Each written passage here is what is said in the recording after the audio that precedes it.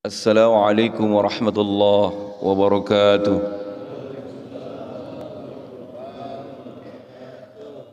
Allahumma salli wa sallim wa barik alaihi wa ala alihi. Ya Rabbi bil Mustafa balligh maqasidana واغفر لنا ما مضى يا واسع الكرم يا رب.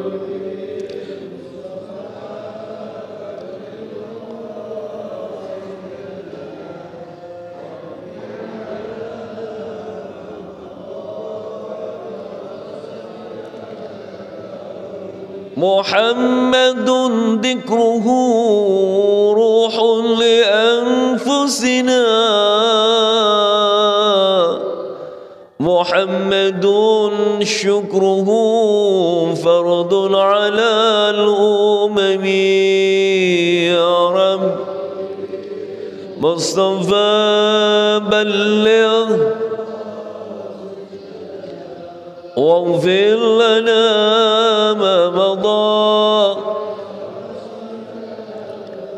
اللهم صل وسلم وبارك عليه وعلى آله. الفاتحة. الفاتحة. أعوذ بالله من الشيطان الرجيم. بسم الله الرحمن الرحيم. الحمد لله رب العالمين الرحمن الرحيم مالك يوم الدين إياك نعبد وإياك نستعين اهدنا الصراط المستقيم صراط الذين أنعمت عليهم غير المغضوب عليهم ولا الضالين آمين. الحمد لله والصلاة والسلام على رسول الله سيدنا محمد بن عبد الله وعلى آله وصحبه ومن والاه لا حول ولا قوة إلا بالله. أما بعد فإن أصدق الحديث كتاب الله وخير الهدي هدي رسول الله وشر الأمور محدثتها فإن كل محدثة بدعة وكل بدعة ضلالة وكل ضلالة في النار. Alhamdulillah Rabbil Alamin. Rasa syukur kita panjatkan kehadirat Allah atas karunia, atas izin, atas kudrahnya kita dipertemukan kembali di masjid yang sangat kita cintai ini. Salawat beriring salam semoga Allah curahkan kepada uswah dan qudwah hasanah kita baginda Rasulullah Muhammad sallallahu alaihi wasallam, pada seluruh keluarga beliau, para sahabat-sahabat beliau. Semoga salawat beserta salam Allah mencurahkan buat kita selaku umatnya. Amin ya Allah ya Rabbal Alamin. Hadirin yang dirahmati Allah, kita lanjutkan masih di surah Al-Mursalat di ayat yang ke-7. Siap semua ya? Saya baca dulu.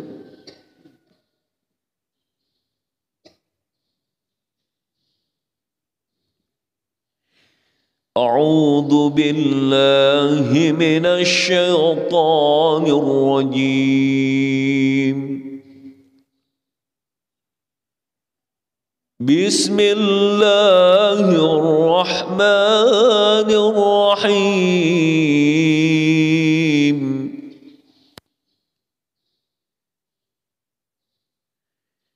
Innama tu'aduna lawaqi'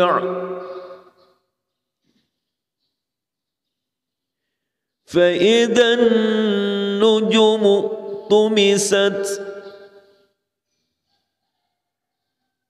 وإذا السماء فرجت سجت وإذا الجبال نسفت وإذا الرسل أقتت لأي يوم أجلت ليوم الفصل وما أدراك ما يوم الفصل ويل يومئذ للمكذبين.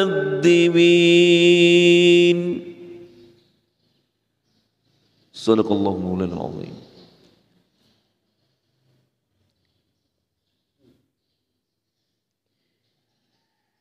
إنما توعدون لواقع.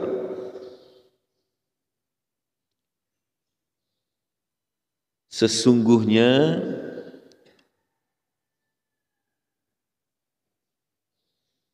apa-apa yang dijanjikan, ma tu'adun, inna ma tu'adun, sesungguhnya apa-apa yang dijanjikan, lawaqi', lamnya lam litaukid, betul-betul, sungguh akan terjadi. Apa yang dijanjikan kepada kita? Yaitu tentang di mana semua nanti manusia akan dibangkitkan dari kuburnya. Yaumul Ba'ats, yang kemudian nanti manusia dikumpulkan di padang mahsyar. Manusia nanti akan melalui hisab. Ada perhitungan dari semua apa yang pernah dia perbuat semasa hidupnya. Ada mizan, penimbangan, ditimbang antara kebaikan dan keburukan kita.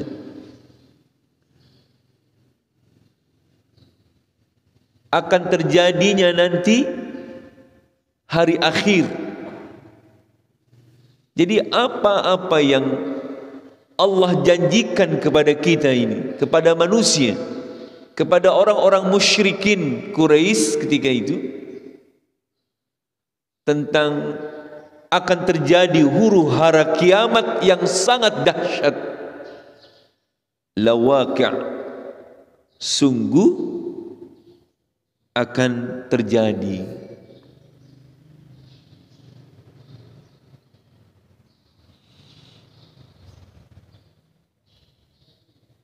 Kapan itu terjadinya?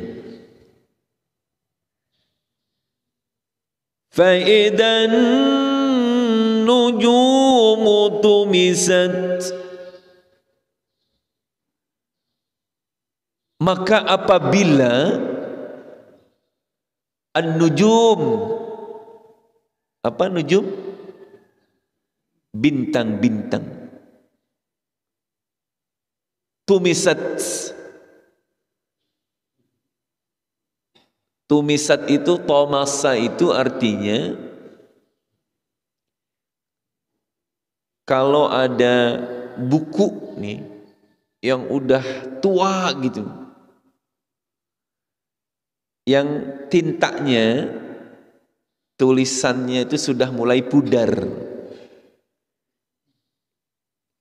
itu namanya tumisat. Kalau di sini dibentuk majhul, artinya tumisat, dihilangkan, maka akan terjadi apa yang dijanjikan Allah kepada manusia tentang adanya hari berbangkit, tentang adanya hari pembalasan, tentang adanya kesenangan surga, penderitaan yang ada di neraka. Itu terjadi ketika faidan nujumu tumisat, apabila bintang-bintang itu dihilangkan. Apa yang dihilangkan? Cahayanya udah nggak ada lagi. Kemudian apa lagi? Wa idzas samaa'u furijat, apabila langit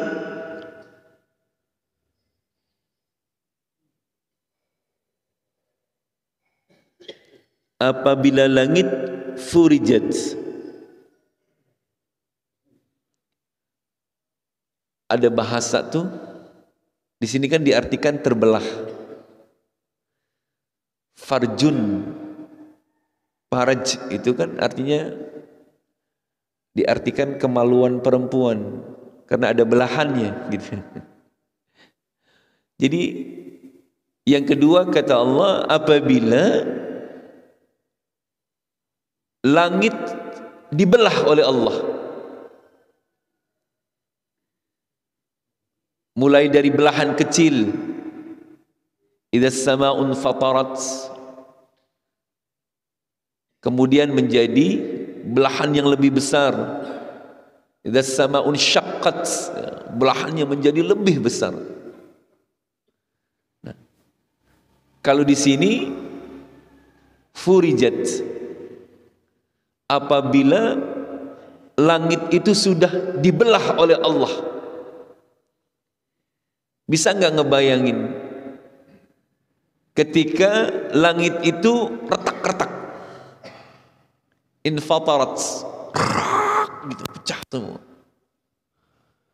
Dari retakan itu menjadi belahan yang lebih besar, yang kemudian langit itu menjadi runtuh, sehingga semua benda-benda yang ada di langit itu seperti wa idan nujum tumisat tadi, apabila bintang-bintang sudah berguguran, hilanglah cahayanya.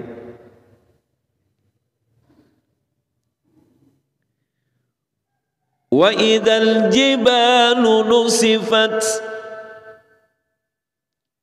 dan apabila gunung-gunung itu dihancurkan.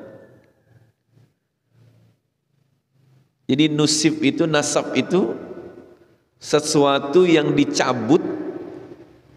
Kalau orang gali pohon bambu itu kan, atau kelapa lah yang akarnya banyak gitu, itu digali sampai ketemu pongkolnya yang paling bawah, kemudian digali, dicongkel, itu namanya nusifat. Dan apabila kata Allah gunung-gunung itu sudah nusifat, dihancurkan, yang kemudian gunung-gunung itu ketika diangkat, bebatuan yang ada di dalamnya berterbangan, seakan-akan seperti kalau kita menepuk sesuatu yang ada di depan kita, kemudian terlihat oleh sinar matahari berterbangan itu. Seperti itulah gambaran benda-benda yang ada di gunung itu. Maka di sini diartikan apabila gunung itu yang besar-besar batunya diangkat, dicongkel oleh Allah, kemudian dibenturkan, saling berbenturan sehingga hancur menjadi debu. Wa takunul jibalu kal ihnil manfus. Maka jadilah gunung-gunung itu seperti debu-debu yang bertebangan. Dahsyatnya kayak gimana tuh coba, Masya Allah. Kalau ngelihat gunung-gunung yang masih aktif ketika mengeluarkan laharnya seperti apa, kayak di Mbah Marijan tuh. Kalau kita lihat foto-fotonya, Masya Allah.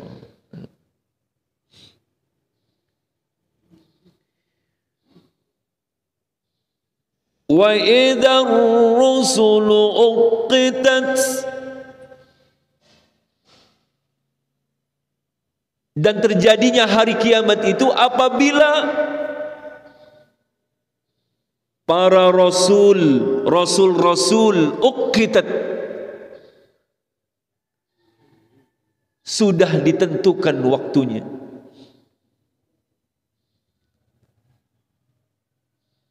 Uqitat ay wuqitat.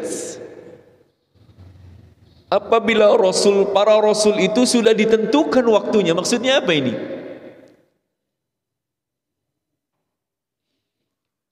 Waktu di mana nanti para rasul itu akan dihadapkan dengan umatnya.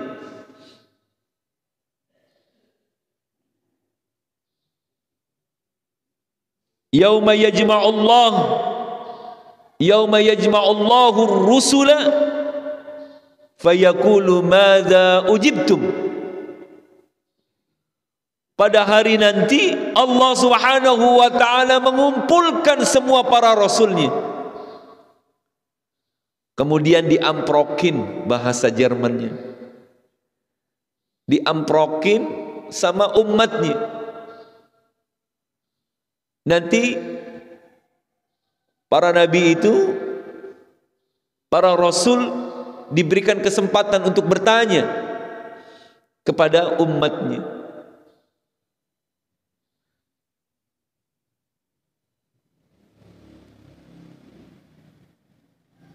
Ini ada sebuah cerita.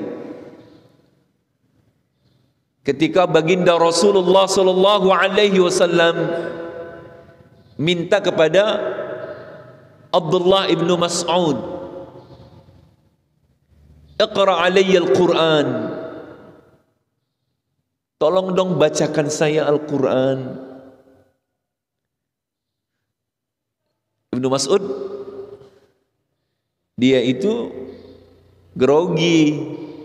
"Ya Rasulullah, apa mungkin saya membaca Al-Quran sementara Al-Quran itu diturunkan kepadamu?"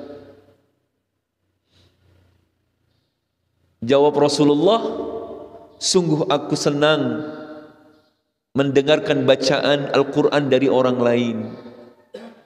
Baca. Akhirnya Abdullah ibnu Mas'ud membacalah surah An-Nisa sampai pada ayat فَكَيْفَ إِذَا جِئْنَا مِنْ كُلِّ أُمَّةٍ بِشَهِيدٍ وَجِئْنَا بِكَ عَلَى هَؤُلَاءِ شَهِيدًا.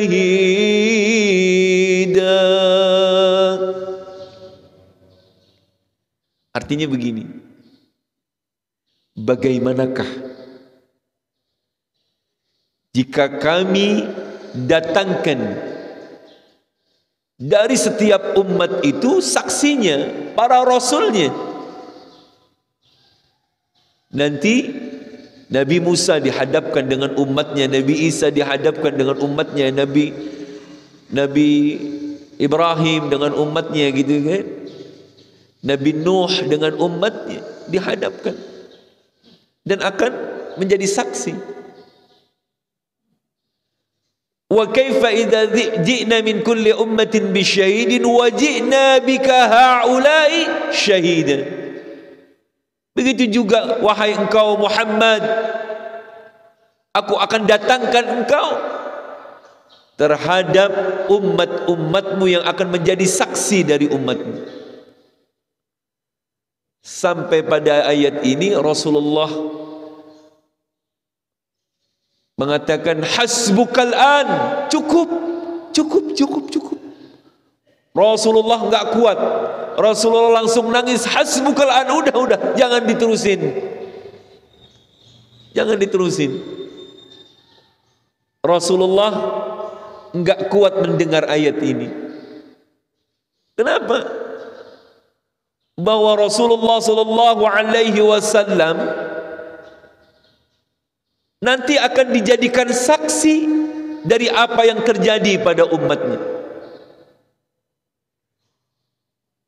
Makanya begitu, karena cintanya Rasulullah kepada umatnya itu, khawatir nanti jika ada di antara umatnya itu yang tidak bisa menjadi ahli syurganya Allah Subhanahu wa ta'ala. Makanya ketika Rasulullah menangis sendirian, kemudian tangisan kesedihan dari tangisan Rasulullah itu diperhatikan oleh Allah, sehingga Allah memanggil Jibril, hai Jibril, idhab ila Muhammad, kau pergi sana, temui Muhammad kekasihku. Salhu mayubki, tanyakan sama Muhammad apa yang menyebabkan dia menangis. Padahal Allah sudah tahu apa sebabnya tangisan Rasulullah itu. Maka berangkatlah Jibril menemui Rasulullah. Ya Rasulullah, Allah memerintahkanku untuk menjumpaimu, dan ada salam dari Allah untukmu. Apa yang menyebabkan engkau menangis ya Rasulullah? Maka Rasulullah sallallahu alaihi wasallam, ya Jibril, tangisanku karena aku memikirkan umatku. Sampaikan salamku kepada Allah bahwa aku enggak ridha seandainya satu saja dari umatku tidak bisa menjadi ahli syurganya Allah. Jadi tangisannya Rasulullah itu disebabkan karena memikirkan umatnya jika ada di antara umatnya yang tidak bisa menjadi ahli surganya Allah. Akhirnya kembalilah Jibril menemui Allah. Ya Rasulullah, ya Allah, ya Rabb, ada pesan dari Rasulullah. Tangisan beliau itu disebabkan beliau memikirkan umat, dan beliau salam tidak akan merasakan kebahagiaan kecuali semua umatnya bisa masuk ke dalam syurgamu. Kata Allah, kembali Jibril, temui kekasihku Muhammad, sampaikan salamku kepadanya bahwa sanurdika fi ummatik falam nasyukka, aku ridai apa yang ada pada umatmu dan aku tidak akan menyusahkanmu. Sampaikan itu. Ketika Jibril sampaikan pesan dari Allah, maka ketika disampaikan pesan itu, berubah wajah Rasulullah penuh cahaya, penuh kegembiraan. Kenapa? Ada jaminan untuk umatnya akan menjadi ahli syurganya Allah Subhanahu wa ta'ala. Nah ini dia, wa idzar rusulu uqitat, nanti semua para rasul-rasul itu akan dihadapkan kepada umatnya menjadi saksi, dan nanti ada waktunya. Waktu di mana dikumpulkan adalah ketika terjadinya hari kiamat itu. Dalam satu hadis dijelaskan, idza hussiran nasu yaumal qiyamah qamu 40 aman. Apabila manusia nanti, kata Rasulullah, dikumpulkan di padang mahsyar pada hari kiamat nanti, qamu 40 aman, mereka itu berdiri selama 40 tahun. Diri selama 40 tahun. Ala ru'usihimus syams, di atas kepala mereka itu ada matahari yang jaraknya hanya 1 mil. Maka ketika itu ada orang yang karena panasnya sinar matahari itu mengeluarkan keringat sampai mata kakinya, ada yang sampai lututnya, ada yang sampai pusatnya, bahkan sampai melewati bagian dadanya, bergantung daripada amal perbuatannya. 40 tahun dia berdiri, sakhisatan absaruhum ila sama, pandangan mereka itu menatap ke atas, ke langit, begini 40 tahun. Enggak ada orang yang begini, bisa senderan, bisa duduk-duduk, bisa santai-santai. Mereka 40 tahun berdiri dan mata mereka menuju langit, menunggu keputusan dari Allah Subhanahu wa taala. Yantazirunal fasl, mereka menunggu keputusan dari Allah Subhanahu wa taala. Maka dalam Al-Quran digambarkan, wajaa rabbuka wal malaku saffan saffa, datanglah Tuhanmu dan datang pula malaikat bersaf-saf. Jadi menunggu datangnya Allah 40 tahun itu,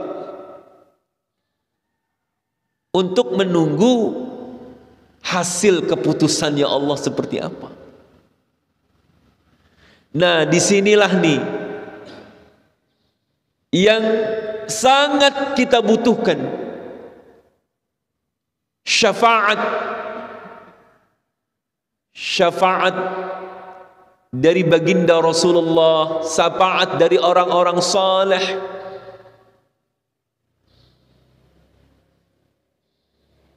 pertolongan orang-orang yang bisa membantu kita. Kita membutuhkan syafaat di waktu-waktu seperti itu. Hadis ini disahihkan oleh Ibnu Hajar dalam kitab Fathul Bari. Jadi seperti itu diceritakannya. 40 tahun berdiri, matahari ada di atas kepala kita, kemudian mata kita, wajah kita menghadap ke langit, menunggu keputusannya Allah.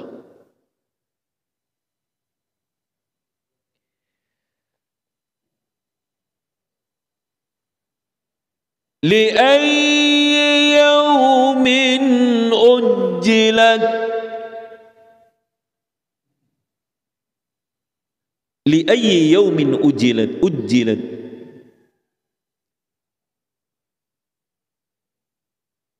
sampai hari apa ya, kapan ya?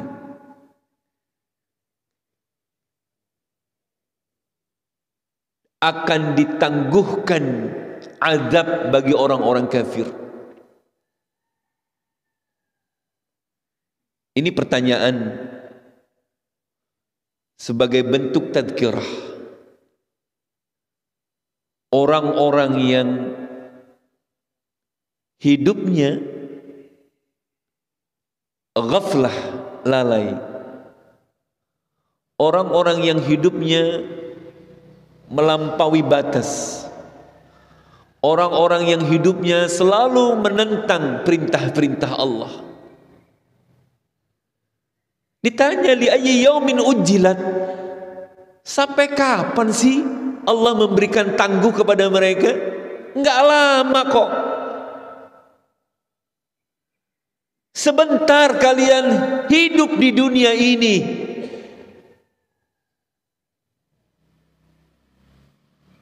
Pada waktunya nanti akan berakhir kehidupan dunia ini. Ini menjadi teguran buat kita.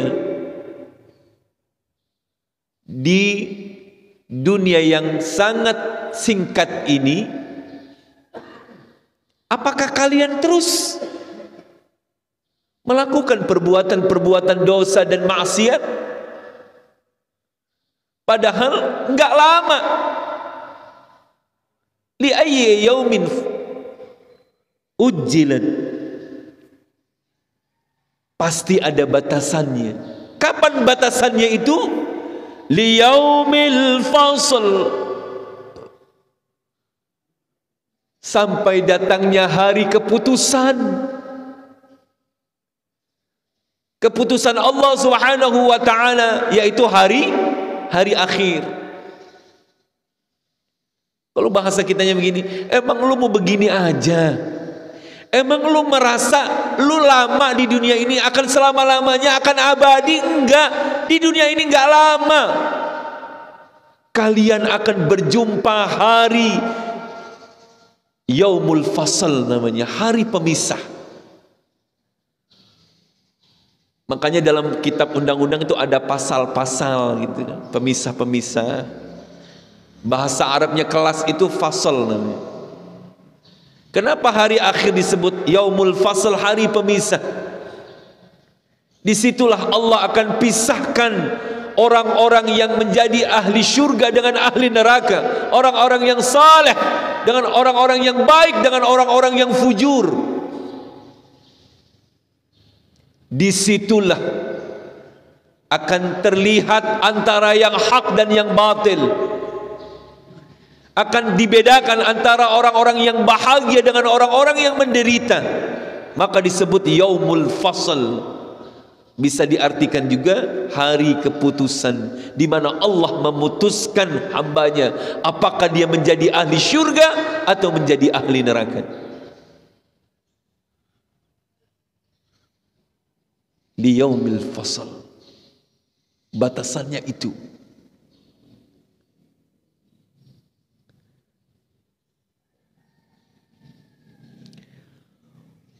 Selanjutnya, wa ma adraka ma yaumul fasl. Tahukah kalian apakah hari keputusan itu?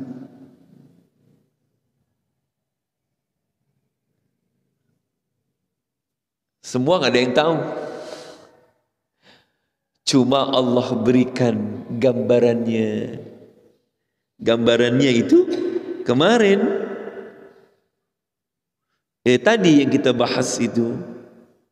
Fa idzan nujumu tumisat wa idzas samaa'u furijat wa idzal jibalu nusifat wa idzar rusulu uqitat.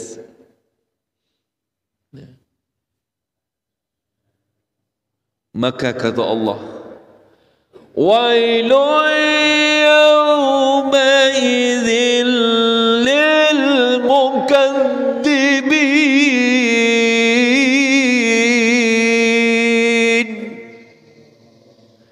Maka celakalah bagi orang-orang yang mendustai ayat-ayat Allah.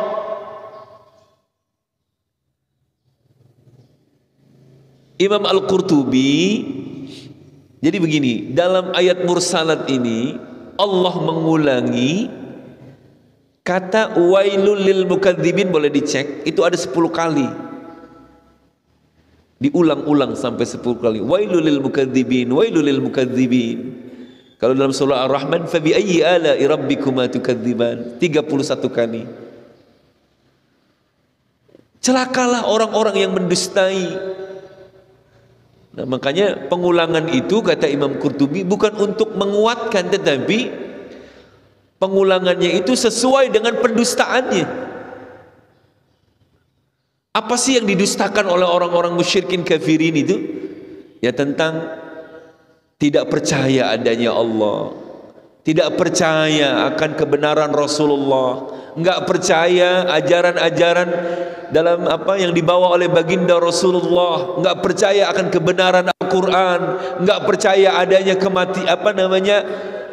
azab dan nikmat di dalam kubur, enggak percaya ada yaumul ba'ats, hari berbangkit, enggak percaya bahwa adanya hari akhir, tidak percaya bahwa adanya hari pembalasan, enggak percaya bahwa semua manusia nanti akan dihisab, enggak percaya.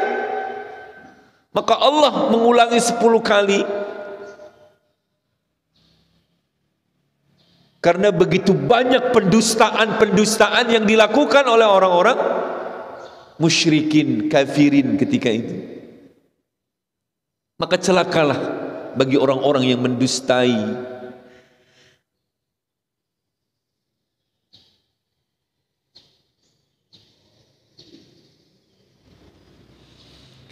Wail itu, ada ulama yang mengatakan apa sih wail itu? Wail itu wadin bi jahannam. Ada orang nyebutnya neraka wail gitu kan. Wail itu sebetulnya, wadin itu artinya lembah. Berarti kalau lembah kan adanya kayak Ka'bah itu kan adanya di lembah. Jadi begini, gunung turun, dia ada di bawah. Jadi di neraka jahanam itu ada lembah, Pak. Namanya lembah itu wail. Di mana kalau lembah itu kan berarti bawahnya pasti banyak tergenang air gitu kan. Nah, airnya itu yang tergenang di wail itu, di lembah wail itu, nanah-nanah, darah-darah, kotoran-kotoran yang keluar dari tubuhnya penghuni neraka jahanam.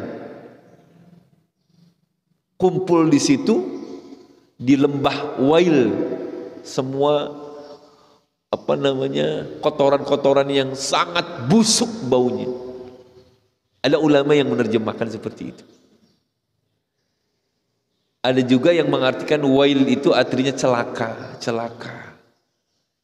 Maka bisa diartikan neraka wail, lembah yang ada di jahanam bagi orang-orang yang mendustakan kebenaran adanya hari akhir, hari berbangkit, kebenaran ajaran yang dibawa oleh Rasulullah sallallahu alaihi wasallam.